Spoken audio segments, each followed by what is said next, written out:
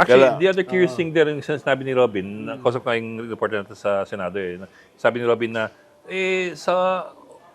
sa minority kami, ang trabaho namin, lahat ng lahat ng gawin ng admin, i-oppose.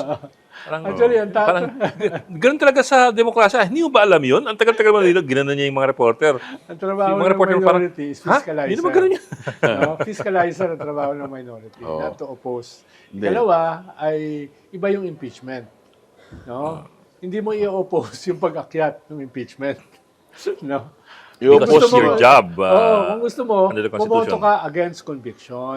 Sa trial. May trial muna. Hindi, pero baka kinakailangan mong ipaliwanag kay Robin yung kanyang role, no, as a trial, as a judge sa Senate trial. Baka hindi niya alam Baka sabihin, maski anong ebidensya ilatag mo during yung trial, hindi siya naniniwala. Kontra ako. Oo, kontra ako. Oo. Yan ang sinasabi niya.